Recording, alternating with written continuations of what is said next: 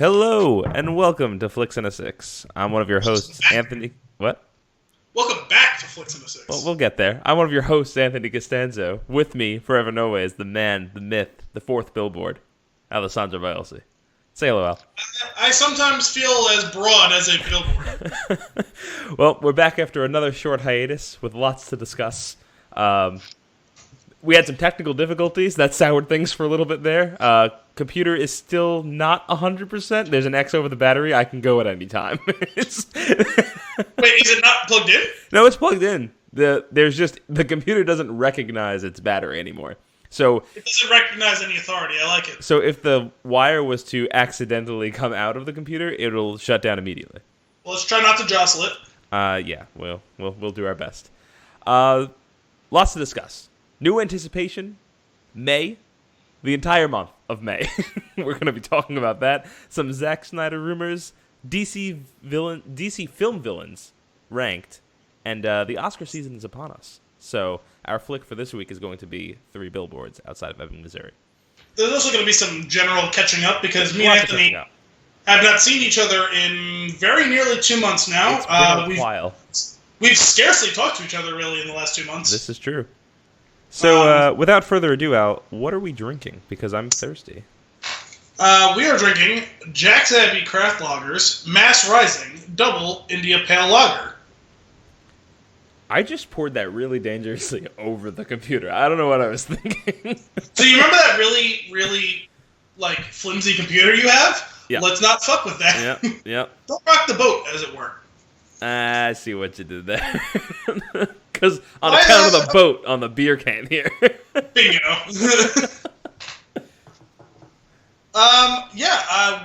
I've drank a couple of Jack's Abbeys. Did we do one for an episode? I don't even fucking remember what I feel like we did. I think we did the other one, right? To be fair, this is episode 33. We're back. There's also been, like I said, a 2-month hiatus. So. Yeah. Things have happened. There's been some holiday. There's been some laziness. There's been some death of computer. Yep.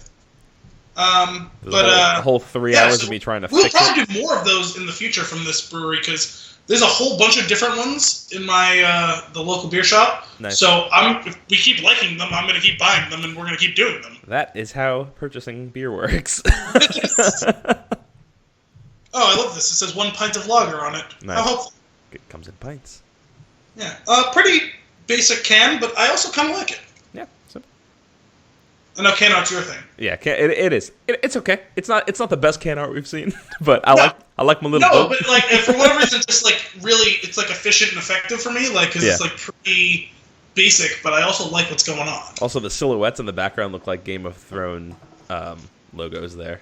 Yeah, even though they're their sigil is hops, whole tone hops. That's really great.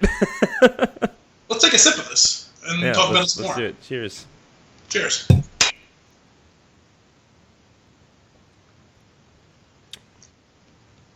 So, it would appear that we'll be continuing to buy some of these. I like that. Yeah, it's good. I like that a lot. I've also, full disclosure, been on a bit of a diet. Haven't had beer in a while, so this is really good.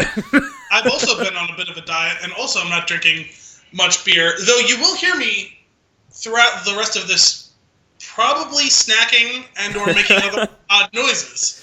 I'm just gonna warn you. This is a thing that causes you to lose listeners. I'll tell you from experience. When we did the shit show, Chris used to eat tacos. I don't know how, but he always seemed to have tacos on hand when we were doing an episode, and it was disgusting to the point where the 3 other people on the call were repulsed by it. But repulsed how? Well, repulsed why? What was he doing that was so repulsive? It's just the sound of eating over a microphone. Oh, yeah, no, see, I won't do that. Okay. You may hear a crunch or two. It's just me eating some mixed nuts. There's some cashews and peanuts over here. Flix and a 6 it's a bar snack. I like it. It fits the theme. You also may occasionally hear this.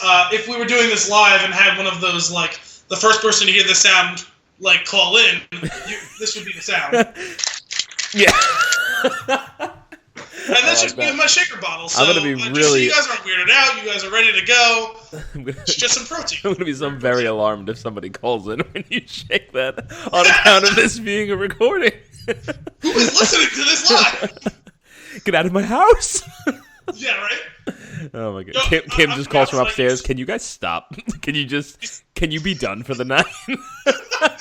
You saw my dog sitting on the couch before. I turned so you could see him. He sometimes sneaks down here and I don't realize it. Or like I thought he was down here and I thought he followed me up and then he didn't. And like I have all the lights on here now, so it's not a big deal, but I've been down here like at night with all the lights turned off. And I thought he went upstairs, or I thought he hadn't come down. And I sat down in this chair in front of the couch, and then all of a sudden I felt something on my arm, and I almost had what the hell is this? Because I was like, who is attempting to murder me right now? And turned in panic and saw my dog hovering over me. From behind, he was laying on the couch, silent, in the dark, and he started reaching over and pawing me because he wanted attention. I had no idea he was behind me, and I freaked the fuck out. Oh, good God. Basically. So I fidget a lot while I'm recording, and this is also while I'm on calls at work and everything. So like, I'm constantly flipping a pen, and I just dropped the pen on the wire of my computer. So I'm gonna go ahead and move the pen to the other side of the desk and not pick it up again. Oh my goodness. So wait, let's talk about this beer some more though. Yeah, I'm digging the flavor. It's used to the whole idea of the India Pale Lager because it's so crisp and clean, like the actual lager part. Although this is an unpasteurized lager, which that's like is like counter opposite to like what a lager is supposed to be. A lager is always supposed to be crystal clear. Is counter opposite mean it is what it is? What? Does counter opposite mean that it is what it is? No, I said polar opposite, but I was chewing on some bar nuts. Oh, okay. I took way too big of a bite of that snack and realized, I can't actually chew and swallow this like a normal human being before I have to talk again. I was like, that's an extravagant double negative. Yeah. No, polar opposite was... I always tell people, like, if you have a lager and it's not crystal clear, don't drink it. And here I am not following my own advice because it says unpasteurized, but unfiltered and unpasteurized. I've never heard of that in a lager before. Interesting. But the thing I'm finding interesting about this style, which I don't know if the style guides have officially recognized the India Pale Lager yet. We've lost him. I thought it was just going to be a small pause. But Al appears to be gone.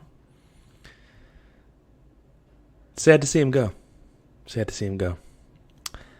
I'm going to go ahead and just try and call him again. And let's see what happens. Shall we? Oh. Little Skype action for you there. Nothing. You were talking about your beer and you just disappeared. I kept the listeners apprised of the situation, and I'm not going to edit it out because it actually ended up being kind of funny in my opinion. And I sang along to the Skype tune as it called you. I can't wait to listen to this episode and see what I miss. Anyway, because I'm sitting here like I'm talking, and the last thing I heard you say was, "And we lost him," and I was like, "No, you didn't. I see you. We're still on the call." You were completely frozen, and no sound. You said we lost him, then you froze as well. Very strange. But the countdown clock was still going on, like the call. I wonder if your voice came through on the recording, because that would blow my mind. Well, anyway, you're not supposed to drink unfiltered lagers. You're not supposed to drink unfiltered lagers. Go on. Sorry. No. What I was saying is, what I find curious about this style, because like the style guides were. Did you get any of that part of it? You were starting to get into that, and then you just cut out. Style guides typically hadn't recognized this style of beer, the India Pale Lager, because it's like a bastardization of IPAs and a lager. Okay. And because of the nature of the lager, the way the yeast cleans up everything, there's no strong variation the way that ales do. There can be a lot of free radical flavors to it and stuff like that because of how that yeast ferments the sugars in the beer. This allows the hop flavor itself to like jump out as opposed to an IPA, which will have its malt kind of balance it out more. Interesting. So I find this style interesting. Like it's like very bold. Oh, now I mean, admittedly, this has 100 IBU, so the hopage on this is pretty high anyway. Right. I've had ones that are not that strong that still haven't really seem to jump out more than an IPA. It's almost obnoxious if you're not expecting it. Right. Well, here's a question for you, beer man. This tastes really good. I like it. Not a fan of the smell. What in particular about the smell? I don't know. On account of it partially smells like ass. Like what? I don't know. I don't know what that smell is. Funny, because I am not detecting any ass. Notes of ass. subtle notes of ass. It's always going to be subtle notes. Let's not spit the ass beer out on the computer. Good grief. I just smell hops, man. I don't know. Yeah, it's really tasty. I like it. I'm still not to the point where I can identify the hops just by the smell or taste. Occasionally I can pick out one or two of them, but yeah. My salty beer nuts are not allowing me to do that. Salty beer nuts. Bar snacks needs to be a reoccurring theme, I think, on this show. Flix and Six and Snacks? Flix and, yeah. That could be like a second thing that we do. Well, like, it'll just be a different podcast. Oh, when we're doing like let's do some commentaries on movies, like voiceover tracks, and that'll be titled "End Snacks," and that'll be the relation right there. And it is born from this episode. Wonderful. Anyway, more of Jack's Abbey. Interested to have more of these. This is quite nice. I'll take a look at your next run. We still have probably you probably still have 4 beers left that I gave you that we haven't done yet. 3 or 4, yeah. I'm not sure if it's 4. I think it's 3. I have to check. They're all in the garage, staying cool. But moving on. Since we've last spoke, the anticipation game is strong. Star Wars news. There's lots of Star Wars news. Yeah, you seemed upset by the amount of Star Wars news there was. You know what it is? I'm just concerned because that thing came out about Disney is expecting it to bomb, and I'm reading articles by, an interview with Ron Howard, which is just he sounds like the greatest guy in this interview. He's super cool about taking over and how he doesn't want fans. He knows they're going to, but he doesn't want them to look for the scenes of where the other two left off and he picks up and things like that. He wants people to just enjoy the story. And it's just it was a really nice way of going about it.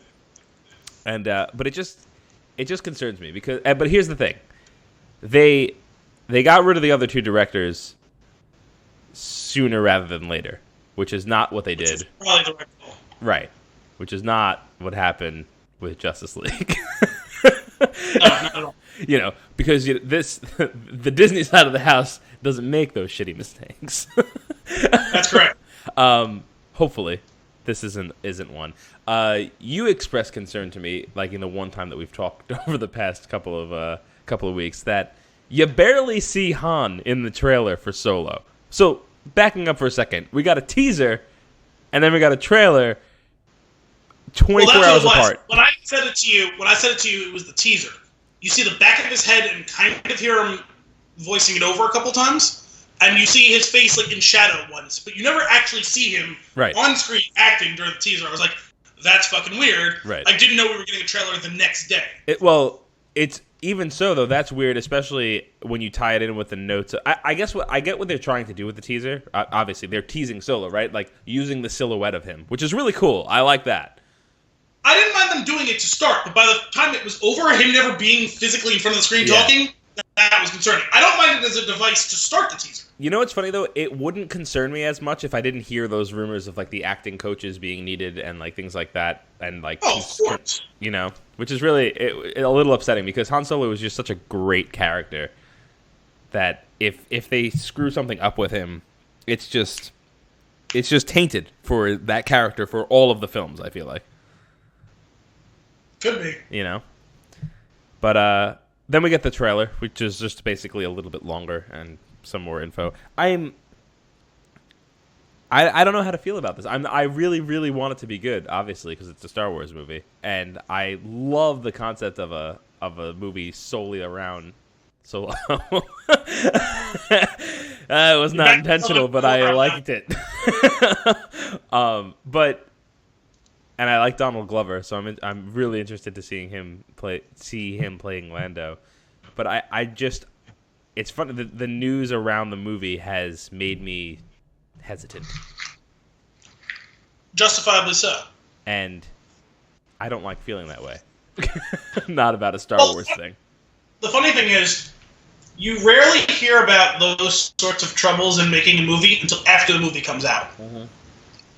And when you consider that Star Wars, since Disney's acquired it, has mostly been very locked up until it's been released, it's weird to hear that much. It is. It's very strange. And I don't know what to make of it. But so the anticipation is rising, but the concern is right there with it. Yes. And that kind of rolls into my next thing, which is May. Which May is insane this year. May is always a good month for movies. May is Solo, it's Deadpool, it's Avengers? Yeah. Every week, your mind gets blown. It's ridiculous. I'm so excited. We may have to move up our whole thing, like where we try and meet once a month, to like once a week during May. Right. Just like, oh my god, it's gonna be crazy. Those are gonna be some. I'm gonna still live with you for the month of May, so right. I have to do that the whole time. just talking about these movies all month long. It's gonna be insane. And like I anticipate, like, you know, Avengers is gonna be great. I love what they're doing with the Marvel franchise. Like, they haven't screwed it up yet, and it's actually pretty crazy that they haven't had a misstep yet. I'm hoping that from what I'm hearing, I was already excited for Black Panther from the first teaser that we saw to what I'm hearing about it. I'm still very excited, so that's cool, and that's coming out this week. Well, it's literally almost unanimous across the board that this movie is excellent. Right, which is like, that is like, it's not even, I'm not surprised. It's, I guess, because like I am and I'm not, because I'm not surprised because they haven't screwed this up yet. So why would they screw it up now? And also, how have they not screwed this up yet? Like there's so many movies. Like, what's the last misstep? Thor 2? That's fair. Yeah. But And that's what, 5 years ago? But even so, not so bad. Like not a terrible misstep. It's not good. It's not. It's not great. It's not good. Yeah, you're right. But I guess that's the last. If it was a DC property, it would be amongst their best. Oh, that's sad. I can go to the bank with that one. I'm sorry. Yeah, no, it's true. But so growing up, you know, my birthday's in May, so there's like always a movie that I go see around my birthday, and it's always been like, it's consistent throughout my entire life that there's a blockbuster coming out that I'm, you know, going to with my friends, and it's going to be amazing. Like, I vividly remember it being like The Mummy and The Mummy Returns years ago. But this May, I feel like this is my 30th birthday celebration. You get a Star Wars. I get a Star Wars. Go Solo. see a Star Wars. Here's $10. Go see a Star Wars. Get a Star Wars. Get an Avengers. New season of Arrested Development's around the corner, man. Oh my god, it's gonna. This is great. This year for film and TV is gonna be awesome. Strong. So lots to come in May, and I'm really excited about it. But so on the same topic, other piece the mid release in May, which is Deadpool. Have you been following just all of the amazing teasers and just advertisements around this movie? For Deadpool? I didn't see all of them, but I have seen some of them. I saw the one that really got me was him being fake Bob Ross. Oh my god. How good was that? I fucking cracked up. I watched it like 3 times. Same. I'm just laughing over and over again. And then they dropped that other one where like the trailer starts off and it's like super serious, and then they cut and he's got the green on his arm because they didn't finish the special effects. The fourth wall breaking within the trailer, which is just amazing. And then he's using action figures to depict the story, which is hysterical. Yeah, that was the trailer that came up along with the Super Bowl or whatever last week. Yeah. So like this whole thing, like this is Deadpool, right? The whole breaking the fourth wall, like, and just it's not taking itself too seriously and just always being self-aware and hysterical. And doing that in the trailer. What? I was gonna say, I don't know if you've noticed, because they've been really quiet about it, like, or subtle about it. Every time a new one of those comes out, if you read the synopsis that comes along with it, or if you periodically check the IMDb synopsises, it changes every time. Really? And one is more ridiculous than the last. Oh my god, that is so great. Right? I have to check those out. I have not checked those out. I will say, I don't know if you follow Ryan Reynolds on social media, but I see some of his stuff occasionally. The stuff that he posts is just, especially around this movie, is just so good. Like there's one where it's Deadpool doing a portrait of Cable, but the picture that he's painting is Josh Brolin from The Goonies. It's amazing. It's so good, and like just something like that, because it just takes it a step further, because it's not just the trailer being goofy. It's the actor playing the part still. Like it's almost this twisted method acting in a kind of way. It's awesome. Yes. It's like fourth wall breaking in real life. Right. So like you can either watch a Daniel Day-Lewis movie and want to kill yourself, or you can watch this, like, or all these trailers that are going on. It's so good. Or you could watch a Deadpool movie and want to kill everyone else. Right. Right. That, it just, every time I see a trailer or one of these little clips or an image from the movie, it's just like I just want to go watch the first one again, because that movie was great. The funny thing is, I didn't love it the first time I saw it. Like, really? I enjoyed it. Don't get me wrong. Like I enjoyed it. It was a good movie. I just didn't enjoy it to the level it seemed everyone else did. Oh. But it's grown on me on repeat viewings. Right. I don't know why. Like, it felt a little bit too put on. You know what I mean? Like, I get that the part of it is it's fourth wall breaking, like it's wink, wink, nod, nod. We're playing along with the joke. You know what I mean? Yeah. It just felt like it was too much. That not that it was too much of that, but like that you knew they were trying. You know what I mean? It didn't feel effortless. I guess that's kind of fair, but it's also what I expected from this, and it's also what I wanted. So I think that's probably why it resonates more. Maybe. But the thing is, my appreciation for it has grown upon repeat viewings. Sure. But no, I mean, I genuinely enjoyed it. I am genuinely looking forward to seeing the new one. Yeah. Also, if you check out on IMDb and look for it right now, like it's titled Unnamed Deadpool Sequel. If they don't make that the official title of the movie, I'm going to be upset. Oh my god, it is. That's great. Read the synopsis right now. What does it say? Hang on, I'm getting there. It's changed a couple times.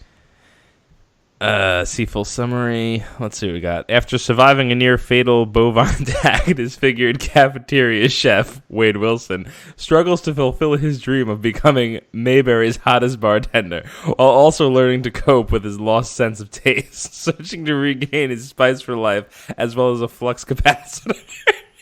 Wade must battle ninjas, the Yakuza, and a pack of sexually aggressive canines as the journey around the world to discover the importance of family, friendship, and flavor, finding a new taste for adventure, and earning the coveted coffee mug title of World's Best Lover.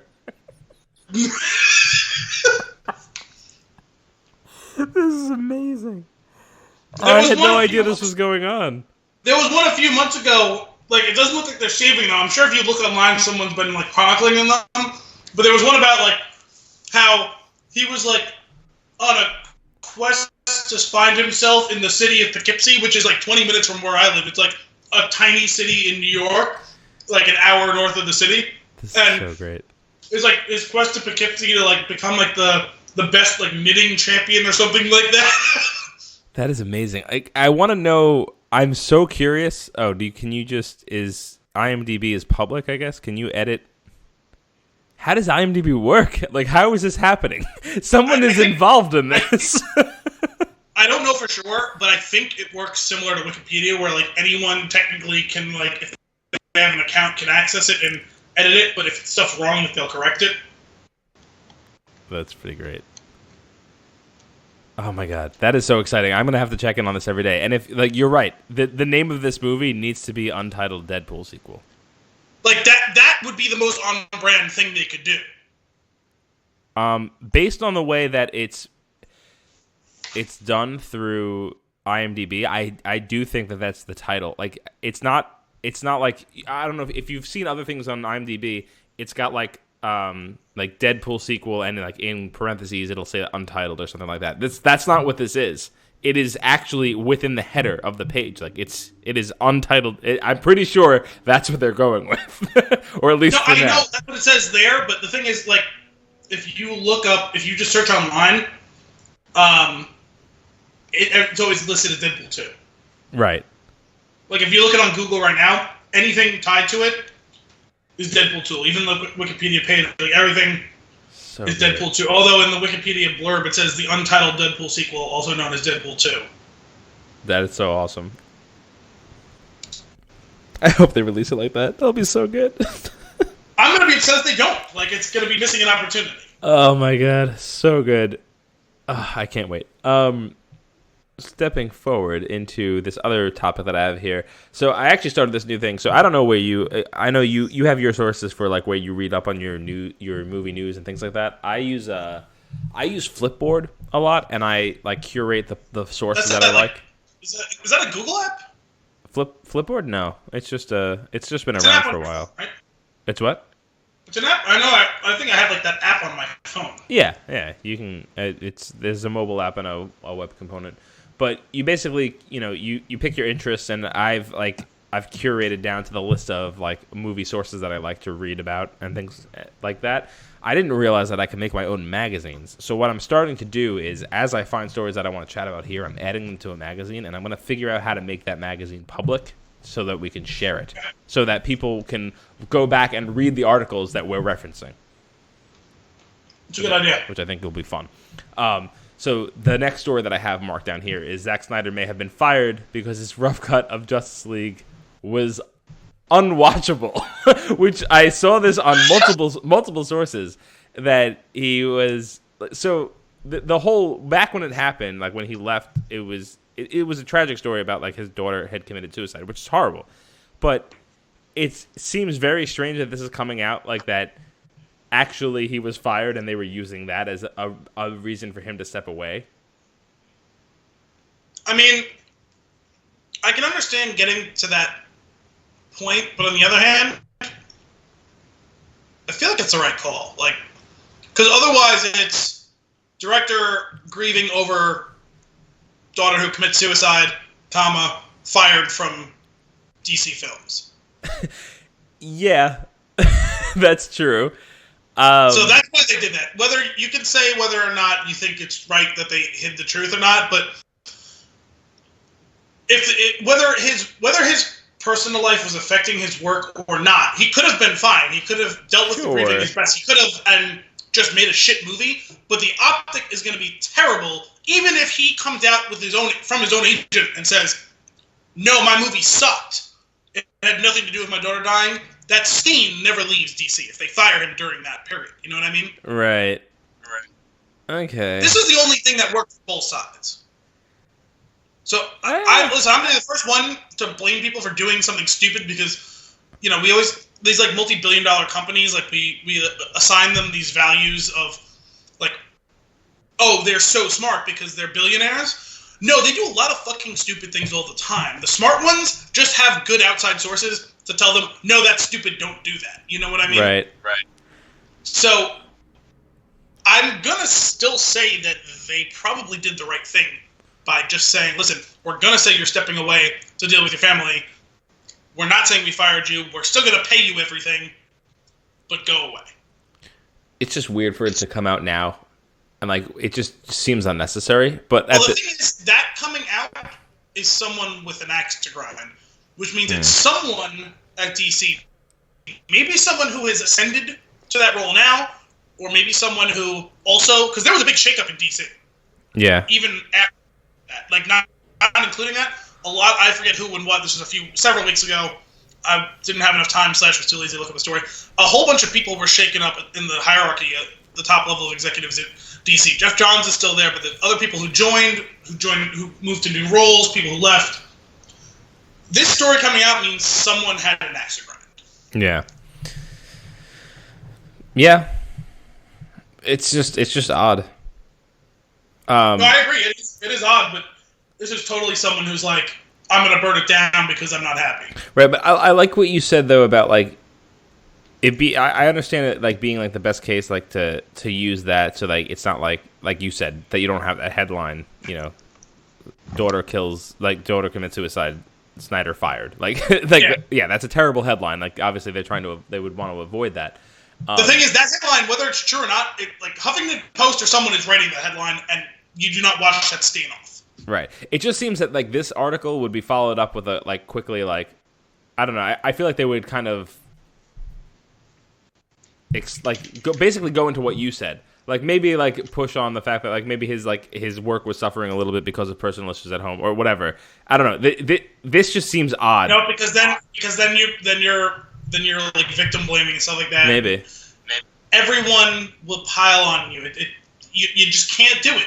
You eat it. You eat the contract. You pay it out. You let him walk away with the narrative that listen, you're going through a hard time. We don't want to pile on. We're going to pay you. Go attend to your own things. We'll figure it out from here, no matter how much burden is on us, because it's worth it rather than deal with the absolute PR shitstorm that comes with Zack Snyder out at DC following Death of Daughter. There's another part to this where like the guy that is like the person that had to do the firing, like that just like there's like it's terrible to joke about this, but like there's like this is like a thing that happens in like a TV show, right, or a silly movie where it's like. Did you ever see Moneyball? You need to. Nah, I think I did. I know you're not a baseball fan, but I'm wondering. No, if I saw that. Brad Pitt and Jonah Hill. Yeah, it's Jonah Hill sitting on the plane next to the guy, learning how to talk to someone who he's going to have to fire, right. And then like 10 minutes later, he ends up having to cut someone. It's just so brutal. It's Jonah Hill doing that. That's what you're describing. Yeah, it's so brutal. It's Jonah Hill cutting Carlos Pena. It's like that. Whoever had to deliver that message probably took a couple years off their life with stress. Oh, 100%. It's just terrible. But also like in the way that like mob hitmen type of thing works, that dude probably got fired a week later. Yeah. So there's one other interesting thing here. So like if you put DC next to Marvel, or basically DC next to Disney in this case, because that's how it is now. Solo suffering, something's going wrong with the direction. They're like, okay, no, right, and they end this and they fix it. Before there's like a rough cut, they end it. They're like, this is not okay. DC was like, and then it kept going. They're like, and then they got the rough cut. And they're like, Yep. They're gonna. Will they learn? No, because they've done this thing like 8 times now. Yeah. They should have learned after Suicide Squad. You know what's funny? I want to. We should do like a joint article on this. Who's worse, AMC or DC? Because one is stupid, and the other one is evil. But which one is worse? No, evil's worse. I'm always going to put malicious intent over gross incompetence as being worse. I don't know if this shifts anything at all, but it's evil holding on to one property, where this is stupid with like a gajillion dollars worth of IP. So let me give you an analogy. You have something catastrophically wrong with your health. You're rushed to the hospital. You wake up and your left arm is gone from the elbow down. Situation 1, doctor comes in and says, yeah, we were supposed to take your appendix out, and I just said, fuck it, and I cut your left arm off. Or situation B, hi, I'm a new doctor here. It said operate on your right side, and I accidentally operated on your left side. I am so sorry, and I'm going to take this to my grave with me. You're going to be really unhappy in both situations, but which one are you going to want to kill someone with your one good hand with, and which one are you going to want to, like, pat him on the back with your one Hang good on. hand? There's a flaw with this in relation to the DC AMC thing. The doctor was apologetic. The dumb one. He was sorry. Okay, that's fair. But still, you kind of get what I'm getting at, right? I do. No, I do. That's great. Oh, my God. Moving on to my final piece that I have here. I came across this article from Screen Rant of every DC movie villain ranked. Just want to give credit there to Screen Rant. But I'm going to run through the list really quickly with you from worst to best. Well, these ones that have been on screen, are these comic book only or both? On screen. Okay. So, number 25, Poison Ivy and Bane. Number 24, Anton Arcane from Swamp Thing. I have no context. Number 23, Mr. Freeze. I want to pause right there. I need to see Swamp Thing. Because I need to know under what circumstances this happened. Also, I love that 3 of the 25 worst DC villains ever were in the same movie. Like 3 of the bottom 4 were all in the same movie. Right. So it's funny because like we start off with the list and because it's worst to best. So there's obviously a tipping point where they become this is a good villain, but not the best, right? We've not gotten there yet. Let's see if you can pinpoint the line when we cross it. So that 23 was Mr. Freeze. 22 is Quentin Turnbull from Jonah Hex. Never saw it. No context. 21 is Two-Face, Batman Forever, and I call bullshit. No, that goes way higher on this list. Yes, he was great. I know that movie is campy. I know it's ridiculous, but how awesome was Tommy Lee Jones in this role? You know what? People complain about Batman Forever. 2 things. 1, I genuinely enjoy Batman Forever, whether or not it's quote-unquote a good movie. 2, that movie was a product of the time it was made. Yeah. Like that, you're right. Like in 2018, that movie doesn't look quote unquote good, but it wasn't made in 2018. You're right. That movie doesn't get made now. In 1995, when that came out, or it was 1995, I think, right? That was 1995. Right. That movie. Yeah, you're right though. But like, it's what's crazy to me. Here's the thing. Here's a funny thing about that too. A movie like that I don't think will exist again. No, that's what I'm saying. It's a product of its time. It's crazy.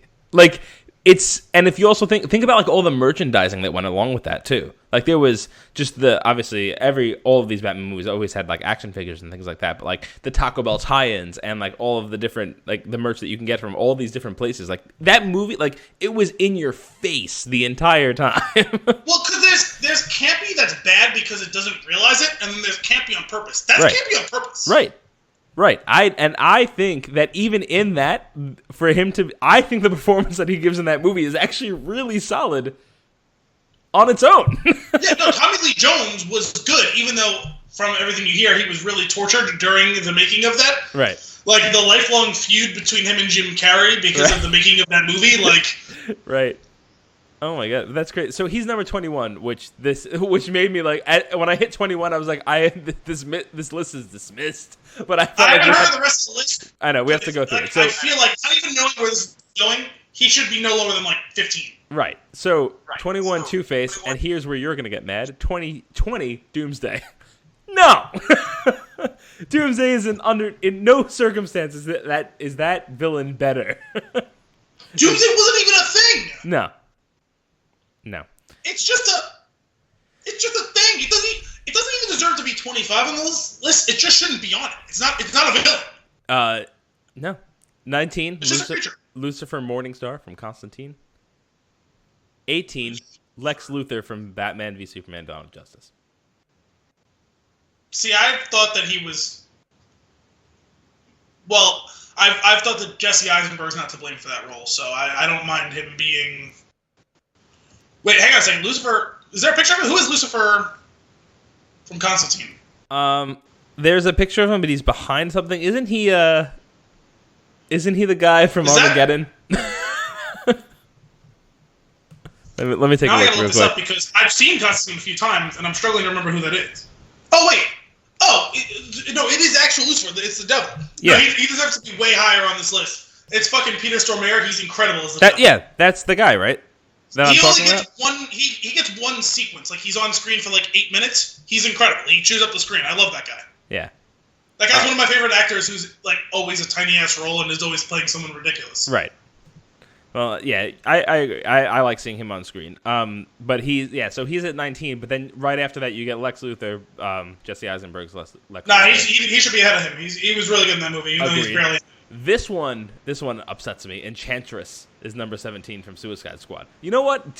You can put her down at 23 or whatever is right above. Get off the list because I will take Poison Ivy and Bane from Batman over that any day. Nah, but I'll take Arnold over them. Movie. All right, number 16, The Riddler, Batman Forever. See, he should be higher too. Agreed. 15, Steppenwolf. Nah, get the fuck out of here. Get off the list. You don't even deserve the list. This is recency bias. Get Doomsday off the list completely. Put Steppenwolf at like 24 or whatever. Like right. Ares and Dr. Poison from Wonder Woman is number 14. I genuinely enjoyed Ares, so. Okay. So has the list, in your opinion, started to turn? Well, it's false. Because there's like 3 people up here who should have been way above this. But yeah, we're getting to the area where like we're approaching quality, I guess. Okay. Ares was good up until they turned him into CGI. So number 13, Lex Luthor from Superman 1978. Now I will actually keep this one here. I'm okay with this one because Gene Hackman? Yeah, Gene Hackman as Lex Luthor is pretty great. Moving on, this is what doesn't make sense to me. Hector Hammond from Green Lantern is number 12. I think Lex deserves to be a little higher than this guy. That's the Alexander Skarsgård? No, Peter Sarsgaard. Is that who it was? Yeah, Peter Sarsgaard. So, Yep, that is who it is. Number 11 is Kevin Spacey's Lex Luthor. That was in Superman Returns? Yeah, so... I never saw it. By all accounts, that movie is... that movie's bad. Yeah, that's what I've heard. So the fact that Gene Hackman is lower on the list than that is absurd. Number 10, General Zod from Superman 2. Okay, does that definitely deserve to be on the higher end? I'm surprised he's not higher. Right. Ozymandias is on number 9 from Watchmen. I don't know if that's how you say his name, but I know who from Watchmen. Ozymandias, yeah. Yeah. I always forget that Watchmen's a DC property. Yep. So that's number 9, which seems okay. I would not put him that high. He deserves to be lower. He was good. Ra's al Ghul, number 8, Batman Begins. Great villain. Good. He's a little 8. Let's see where the rest of this list goes. 8 seems a little too low on the list. Well, see, the funny thing is, I'd actually say he's a little too high. Not because of the total quality, just the lack of screen time. Fair. Number 7 is Two-Face from Dark Knight. I'm okay with that. See, he's another one. He's barely on screen, really. He's barely on screen, but like if you think about the character as a whole, I feel like he definitely packs a punch and he's important, but I have trouble ranking someone so high for barely being on screen without having the highs of a Ledger joke. Like, he's going to be number one, like we know. Like, it's not a plot twist. Yeah, when I opened this, I already knew who 2 and 1 were, so that wasn't really a question. Number 6, and here's where if I wasn't dismissing this list before, I'm dismissing it now. General Zod, Man of Steel. Get out of my movies, Michael Shannon. I don't like you. I like Michael Shannon. I know you do. Or at least more than you do. I know you hate him. But here's the thing. I don't know where he deserves to be on this list overall, but he doesn't deserve to be over Terrence Stamp as... That's not... Wait, is that... Yeah, that's him, right? Who's plays General Zod in the 70s or 80s, whatever it was. Oh, is that his name? I don't even know his real name. But I will say, here's the thing. We'll talk about this at some other point because I think you need to see Shape of Water so that we can talk about it. But this guy has always played a character that you're not supposed to like, so I need a character that I'm supposed to like that he plays. He's a good bad guy. Huh? He's a good bad guy. He is, well, yes, I guess. Either that or I really just don't like him, and it's hard for me to decipher that right now. So I need to see him in a role that I'm supposed to like him. Yeah, I was right. It is Terrence Stamp. He was Chancellor Valorum in The Phantom Menace. That's the original Zod. Interesting. If you want to talk about liking Michael Shannon or him being in a role where you're supposed to like him as opposed to him playing a villain, he was in 12 Strong, the movie with Chris Hemsworth that just came out. Okay. He's one of the squad that goes to Afghanistan. Doesn't get a ton of screen time, but was generally likable in that, actually, I thought. Because he kind of plays the grizzled, like, sergeant who's, like, got his finger on the pulse of the squad. Okay. I will check it out. The thing is, there must be something about him because I'm not dismissing the movies that he's in immediately. Yeah. But every time I see him, I'm just like, ugh. But number 5 is Bane from Dark Knight Rises. That's too high. I agree. Number 4. I love him, and like he's visually striking, and like he has some great lines, but he's not really that great of a villain, honestly. Like right. Number 4, and this one caught me by surprise, and then I was like, you know what?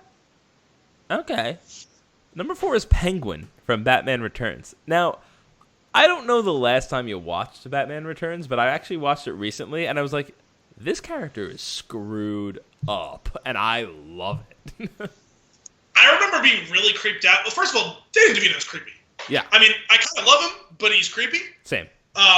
It's funny that we get to talk about him because, like, I was just having this conversation today. Have you seen the new commercial he's in, the M&M commercial? Yes. Every single time I've seen it, I've already seen it like 15 times, I crack up. It's hysterical. The idea of a joyous Danny DeVito running through the streets of a city asking people, "Do you want to eat me?" is a riot to me. I don't know why. Yeah. And he's hysterical on Always Sunny. Like, I genuinely enjoy Danny DeVito. He's Agreed. a funny dude. Agreed. But he is kind of creepy, partially just because he's the most oddly shaped human being in the world. Fair. 2, he's him, and he's super creepy, and as Frank in Always Sunny, he's super creepy. And 3, in that role of Penguin, he's even more creepy than normal. I saw the movie when I was like 6. I probably haven't seen it since then. Okay. It's a weird movie. Like, he's weird in it. Like, it's bizarre. Yeah. It's been a long time. Like I said, I had watched it recently. I was like, yeah, like that. I like that he's higher on the list than I would have liked. If I was to just like list the ones that I like, I probably would have forgotten about him. And then when I saw it, I was like, oh, okay, yes, I accept. I just remember, like, at the end, like, does he get, I don't know if he gets shot or something, but, like, I remember him, he's, like, bleeding out of his mouth, and he just disappears into some water. Like, it was weird. Yeah, he, like, falls onto that little ramp and rolls in. Yeah. Number 3 is Catwoman from Batman Returns. I have a little bit of an issue with that one, so... like, she was fine. It was Michelle Pfeiffer, right? People liked her, whatever. She was fine. It was whatever. She doesn't deserve to be anywhere near the top 5. Number 2 is Jack Nicholson's Joker, and number 1 is Heath Ledger's Joker. Now, here's where the big problem with that list comes in. Those are both number 1s. There's one A, one B. Exactly. And there's no... I defy you to argue that statement because the two of them play their Joker perfectly. And it is their Joker. Like, nobody else can do the ones that they do. Yeah. And they're, like, the Heath Ledger one captures the psychopathic more on the real side because it was the Nolan movie. Like, the super dark, really, like, intense, one of my favorite characters of all time, Jokers. And then the Joker from '89 is just a different kind of psycho. Like, he's a creepy, terrifying psychopath in a campy movie, and it's great, and it's haunting, and it's funny, and it's creepy. He does a tremendous job with it, and like the two of them are number one. They're just so good. I really do need to get around to actually sitting down and watching that movie again, because again, I haven't seen it since I was a kid. I legitimately have not seen that movie in over 20 years. I just don't remember much. Like, I've seen little bits of it, and it's like, oh, it's like 2/3 of the way through the movie, and it's like a random scene. Like, I don't really remember what's going on here. Like, I'm not going to sit around and watch it, because if I'm going to sit down and watch this movie again, like, I want to see it from the beginning, because it's almost as if I haven't seen it. Right. We should do a little Batman marathon of the big four from the from the 80s to the 90s, and just get through all of them and do like a single episode on all of them, and how, like, on what we liked, on the big question of what happened, and just kind of explore. I don't know if I can get through Batman and Robin again. I've seen bits of it in the last couple of years. Well, and it's like, I remember seeing the movie a couple times when I was young, because you loved that movie when it came out, because you love Arnold, and you love Batman. Yep. And I saw it without you. I know I almost certainly saw it once or twice with you. Like, I saw it a couple times as a kid, like when it came out, like, was it like 98 or whatever, 97. And I remember as a kid it wasn't offensive to me. And then, like, you read stuff and it's like, oh yeah, those things are bad. Like, I remember it happening. That's weird, like, looking back. Mm-hmm. And, like, I saw, like, 15 minutes of it, like, in the last year or so, and I'm like, I can't watch this. This is so bad. It's really rough. We, I don't know if I think I might have told you about this, but we had a buddy of mine does a bad movie night every once in a while, and he has a drinking game. I think we talked about it on the show. Yeah, we probably have, but, like, the one with that is... There was a lot of bourbon consumed. A lot. There was a lot of bourbon that was required to be consumed to get through that, I'm imagining. Right. So, anyway, that is what I had there on those DC villains. I just wanted to go through that list with you and get your take. So, it seems like you and me are both on the same page there for the majority of it. The last piece of this it leads nicely into our 3 billboards, which is our topic of the show here. And Oscar season is upon us, and out of the best pictures, I think I've seen 5. You've probably seen 2, from what my guess is here. So I'm just going to... I'm forgetting what was nominated for Best Picture. A quick list of them. They're Call Me By Your Name, Darkest Hour... Didn't see it. Dunkirk. No, didn't see it. I want to, though. Yeah, I want to see that really, really bad. Dunkirk. Get Out. Saw it. You saw Get Out? Yeah. Oh, we're doing an episode on that. Lady Bird. We're only a year late, but okay. Yeah. Lady Bird. Phantom Thread, or Daniel Day-Lewis Makes Us Sad. The Post. Saw it. Good. You saw The Post? Yeah. Oh, this is great. You saw more than I expected. Okay, cool. So I'm on track to see The Post, Phantom Thread, and Darkest Hour probably. Yeah, when we were hashing this out yesterday, I forgot to tell you I saw that. Oh, excellent. Okay, so. Or either I did, got lost. I forget. The Shape of Water. Didn't see it. Kind of want to, but also not entirely sure. I want to see Abe Sapien spin-off sex movie. See it. Because we should talk about it. And 3 billboards outside Ebbing, Missouri. So 4, not great, but not terrible. No, that's better than I expected. Because you're usually not on top of the Oscar films, I feel like. I mean, I've considered a bunch of them. Like, I thought about seeing Shape of Water. I've just kind of gone back and forth. At the time when I heard about Lady Bird, I was like, whatever. But then it was like, reviewed like almost perfectly, and I saw a couple snippets of it. Like I think my mom was watching like one of like the morning shows like on like Fox or NBC or something, and they were doing like had one of the, I don't know if they had Saoirse Ronan or someone else on it, and it might have been Greta Gerwig, I forget, like whoever and they were showing little clips of it. I was like, all right, this actually kind of looks interesting. I might want to check this out. There was another one, I don't remember which one, that you'd said that I really, The Darkest Hour. I really want to see it, just didn't get around to it. Yeah. Yeah, I'm excited to see that one. Mainly because Gary Oldman's most likely going to win lead actor for it, so I want to make sure I get that one in. You think he's most likely going to win? I do. He seems to be the favorite. I mean, it wouldn't surprise me. I'm surprised that you feel that he's like the clear front runner.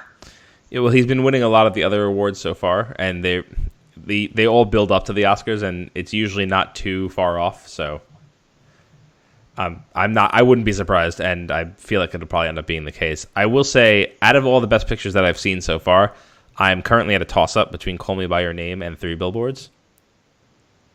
I mean, I feel like there's no question Three Billboards is going to win, even though all of a sudden people are hating it a lot. We're going to get to that.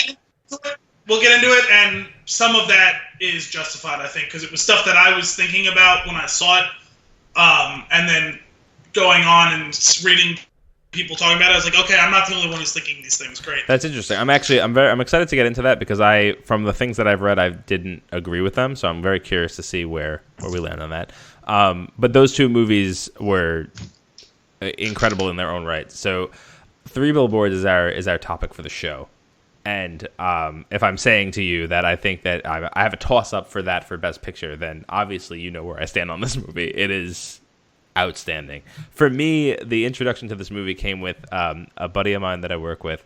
He's a great person to have like a movie suggested for you. He's super into films, and he thinks about them and talks about them the same way that we do. So he was like, "Dude, have you seen this movie? Like, it's really." I was like, "No, I haven't. Like, I'll check it out." And he's a big fan of McDonagh, so he saw it as soon as it was like available to him. But he was telling me about this one on one of our work trips, and I was like, "Yeah, I'll check it out." I put it on the list. I got access to it, and then I went and saw it, and I was like, "This is amazing." And I unfortunately, this is your friend who you said you want to bring on one day? I do, yeah. So I thought I was your introduction to this movie though, because I saw a trailer for this like way back. I think I saw it alongside when I saw Free Fire, because they're both A24 movies. Oh, interesting. I don't remember. I think. Isn't this film 4? I thought it was A24. Unless it's Fox Searchlight, it might be one. That might be that.